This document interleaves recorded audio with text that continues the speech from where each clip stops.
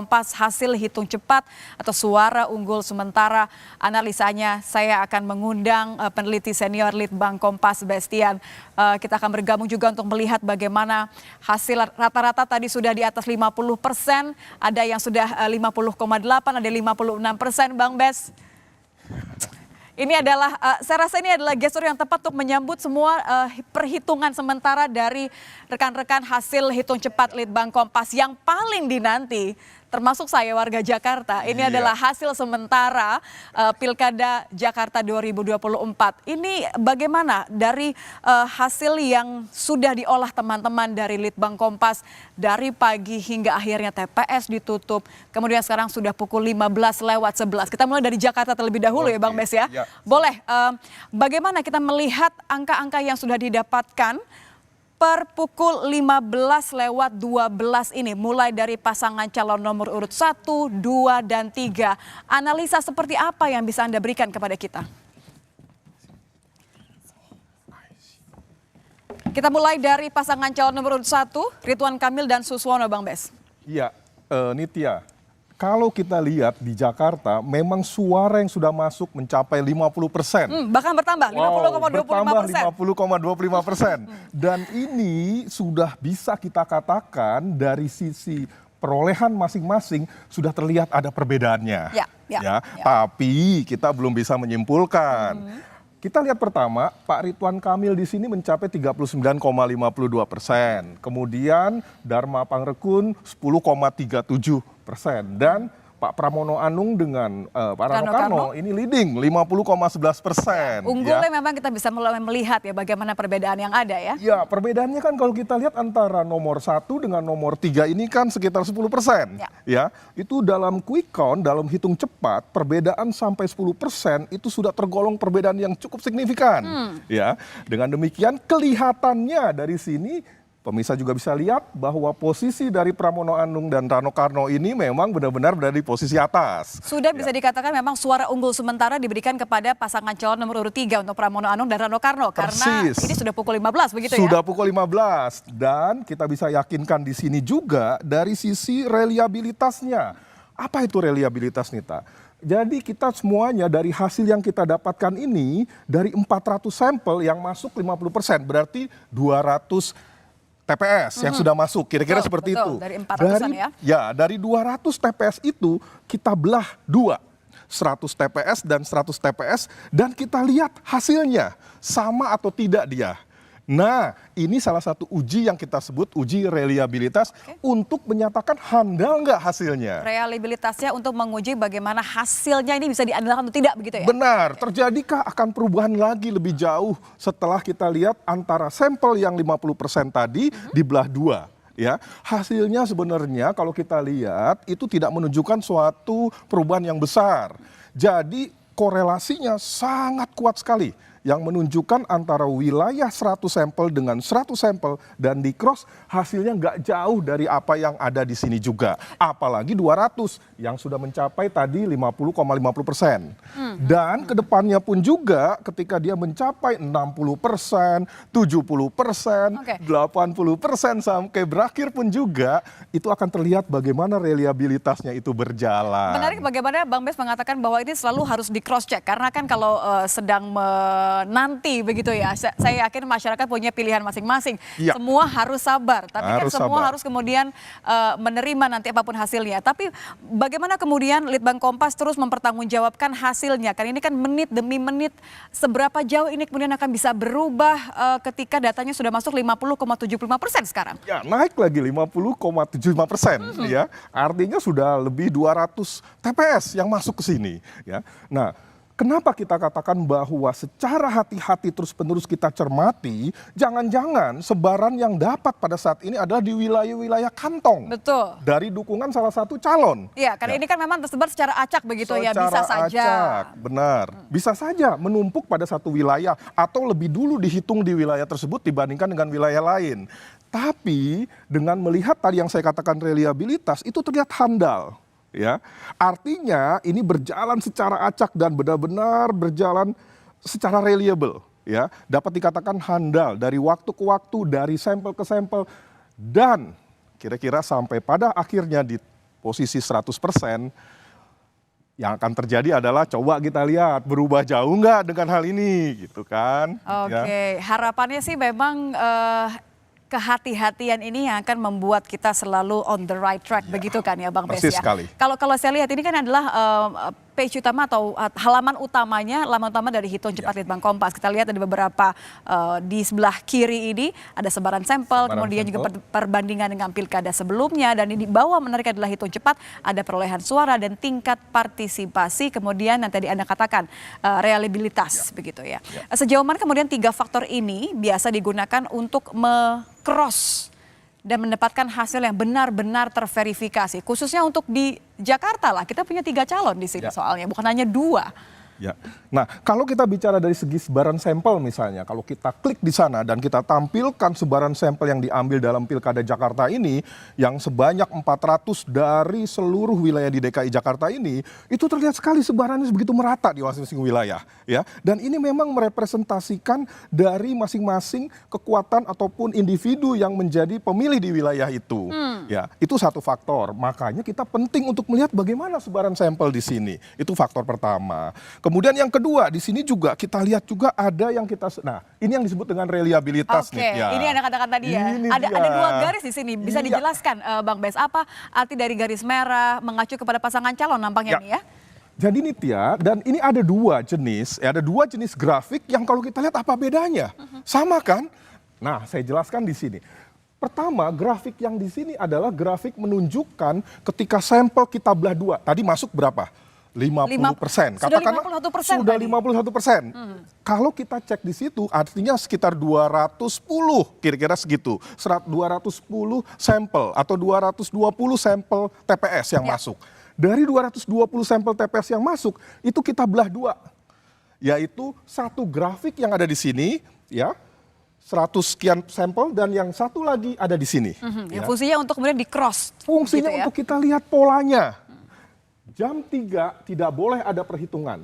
Dan kita mulai diumumkan di pas jam 3 ini. Kan sebenarnya seperti itu. Ya, jam 3 tadi pas pada saat pengumuman, ya, kita sudah buka, posisinya sudah ada di atas. Ya. Nah, coba kita cermati apa yang namanya merah ini. Ini adalah suara yang diperoleh dari pasangan nomor 3. Oke, diberikan warna khusus supaya mampu membedakan dengan cepat begitu ya? Iya, persis sekali. Dan kalau kita cek dengan yang di sini, sama. Dia paling atas juga. Ya. Yang kedua, ini pasangan nomor 1, Pak Ridwan Kamil dan Suswono. Ini pun juga begitu. Dan yang ketiga, ini adalah pasangan dari nomor 2. Kita bisa lihat sama ya, kalau kita tarik garis lurus ke sebelah kiri, ini masih di angka 10 sama, di 10 sama, artinya 2 perbandingan grafik yang ditujukan untuk membandingkan, artinya berjaga-jaga, ternyata sama. Sama. Dan Nitya, kita lihat nih, di detik-detik pertama tadi, pas pada saat dibuka pukul 13, kan sudah memberikan perhitungan dari masing-masing daerah, tapi kita belum boleh mengumumkan. Nah, coba lihat sampel di TPS-TPS pertama yang masuk, relatif tidak stabil. Ada perubahan, makin naik, yang di sini makin naik, yang di sini turun, yang di sini turunnya sedikit. Ya, tetapi hanya sebentar saja. Sampai dengan hanya sekitar 20 TPS, dia berjalan. Karena ini masih pengolahan 200. Ya Bang Bes ya, artinya dari pukul 13 ketika pasca TPS ditutup sampai menuju ke 14, ini memang masih fluktuatif bergerak karena masih mengolah data. Masih mengolah data dan belum stabil sampel itu. Tapi selanjutnya kita lihat lurus hasilnya stabil. Stabil. Dalam sejarah survei yang kami lakukan atau quick count yang kami lakukan, kalau sudah kita melihat seperti ini, kita bisa meyakinkan bahwa tidak ada banyak perubahan-perubahan lagi sampai dengan ke depan dari segi posisi dari kemenangan dari masing-masing calon.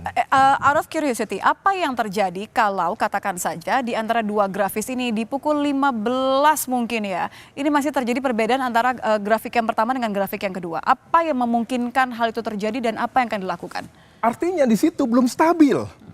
Belum stabil yang dimaksud di sini, setiap TPS yang masuk dan kita catatkan hasilnya dan kita tampilkan di sini, itu masih merepresentasikan wilayah-wilayah yang belum bisa kita generalisasikan ke Jakarta. Oh, oke. Ya. Nah, kalau seperti itu, tunggu.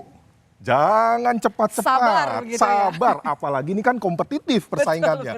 Beda loh kalau kita lihat dengan wilayah lain.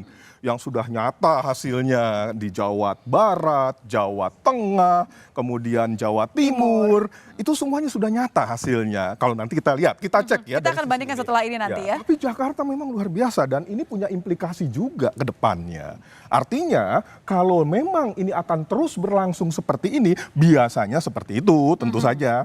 Apakah yang akan berjalan nanti bisa dimenangkan jelas oleh pasangan nomor.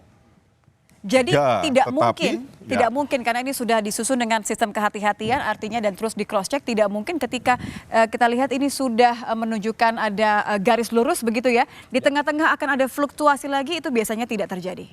Kalau dalam sejarah penyelenggaraan quick count kami, tidak pernah kami mengalami seperti itu. Kalau terjadi artinya apa? Proses sampel yang kita lakukan goyang istilah kita, ya. Atau yang kedua, ada wilayah-wilayah memang yang di situ terjadi penumpukan pilihan pada salah satu calon. Oke. Ya, sehingga ketika masuk di wilayah tersebut, oh ini wilayah kandang nih misalnya, oh wilayah kubu kemenangan pasangan A, wilayah kubu kemenangan pasangan Sehingga kemudian B. angkanya signifikan dan bisa mengubah begitu ya. Benar, dan ini belum bisa masuk karena ada sesuatu kendala di sana sehingga mereka melaporkannya belakangan. Tapi ketika lapor masuk berbarengan banyak TPS. Semacam kayak diberikan satu blok begitu ya, sehingga Ya. mengubah tatanan begitu. Oh, Berubah oke, tatanan oke. sehingga goyang di sini. Tapi kalau di sini kelihatan sekali, kelihatannya stabil. Jadi walaupun kita tetap harus sabar menunggu hasil resmi dari KPU, tapi kita bisa lihat dari apa yang didapatkan teman-teman dari Litbang Kompas, hitung cepat pukul, ini saya sudah update kembali 15.23, artinya sudah kurang lebih 20 menit setelah tadi Litbang Kompas mengumumkan, oke, kita akan umumkan hasil hitung cepat dari Litbang Kompas karena garisnya sudah stabil. Kalau kita lihat tingkat partisipasinya apakah juga sudah bisa dikatakan stabil di pukul 15 ini, Bang Bes? Kalau tadi kan mengecek bagaimana perbandingan antara dua grafis reliabilitasnya begitu ya. Ya, kalau kita cermati sekali lagi apa yang terjadi di Jawa, di DKI Jakarta ya, kalau melihat dari tingkat partisipasinya, ini pun juga sudah memberikan gambaran bagaimana partisipasi politik ataupun ketika seseorang memilih di Jakarta itu seperti apa besarannya. Betul. Kelihatannya kalau dari data yang kita tampilkan di sini, data masuk sekitar 59% ya, sudah 59 loh, sudah hampir 60% ini. Kemudian semakin tingkat yakin ini begini ya. benar, tingkat partisipasinya kalau kita cermati di sini Nitya, itu ada sekitar berapa persen ini suara yang belum. Nah, itu mencerminkan sekali bagaimana sebenarnya hasil yang terjadi di wilayah Jakarta ini sendiri. Oke, jadi kalau katakan saya tadi 51% sudah bisa masuk begitu ya, suaranya sudah bisa diolah, memberikan titik-titik atau garis lurus ini. Garis lurus ini. Sudah 60,25, saya revisi ya. Untuk Jawa Barat ternyata data yang masuk sudah 60,25%. Saya akan meminta Bang Bestian untuk memberikan kepada kami, mengumumkan hasil hitung cepat Litbang Kompas, tapi untuk Jawa Barat. Silahkan, ini warga Jawa Barat ini sudah kemudian menanti ya, walaupun saya tetap mengimbau untuk Anda sabar menunggu hasil resmi KPU, tapi kita juga akan lihat bagaimana hasil hitung cepat yang dilakukan oleh Litbang Kompas dengan penuh kehati-hatian, dengan sampel yang diambil dari ratusan TPS. Kita coba akan lihat, Bang Bes silahkan. Ya, Nitya dan juga pemirsa di Jawa Barat, kalau kita lihat hasil hitung cepat yang dilakukan terhadap para pemilih ataupun dalam pilkada di Jawa Barat kali ini, tampaknya hasilnya sudah sedemikian kuat sekali yang tertampilkan di sini. Bagaimana Pak Deddy Mulyadi dan Erwan Setiawan itu memimpin dengan proporsi sekitar 61,62%. Ya, dengan data masuk sekitar 62% di sini. Dan ini berbeda jauh dibandingkan dengan Jakarta tadi, dibandingkan dengan apa yang terjadi di masing-masing wilayah lainnya. 61,55% untuk pasangan calon nomor urut 4 Deddy Mulyadi dan juga Erwan Setiawan. Sementara kalau kita lihat juga dari 62,50% data yang masuk ini sudah didapatkan dari Litbang Kompas untuk pasangan calon nomor urut 1, 2, dan 3. Boleh dijelaskan Bang Bes? Ya. Kita lihat bersama juga, mulai dari mungkin paslon nomor urut 1 seperti ya, ini kita sudah tampilkan juga di studio 1 Kompas TV, kita akan perlihatkan, boleh? Ya, paslon nomor 1 ini kalau kita cermati dengan hasil yang ada, tampaknya sedemikian jauh perbedaannya dengan pasangan pemenang. Kira-kira kalau kita katakan pemenang saat Ya, ini juga. unggul saat ini, begitu ya. 61,48 dibandingkan dengan 10,49. 49. Nah, nomor satu ini kalau untuk menyusul lagi berkali-kali lipat perlu. Oleh karena itu dikatakan hampir mustahil dia unggul dibandingkan Karena ini dengan yang memang lainnya. komposisi yang berbeda dengan Jakarta. Kalau Jakarta kan Berbeda sekali. 3 pasangan calon, sementara ini 4. Artinya memang mau tidak mau akan lebih tersebar Akan begitu lebih ya. tersebar. Ya. Nah, kemudian yang kedua, pasangan nomor 2 ini apalagi 9,48 ya. Ini apalagi perbedaannya dibandingkan dengan pasangan nomor 4 itu jauh sekali. Nah, yang menarik justru pasangan nomor 3 yaitu Pak Ahmad Saiku di sini 18,7. Dan Ilham Akbar Habibie ya. Dan 18,7 dalam quick count kami dibandingkan dengan 61. Sebenarnya itu ya, kalau kita lihat dari hasil survei, ini sebenarnya survei-survei sebelum pemilu lalu, ini memberikan gambaran yang hampir sama.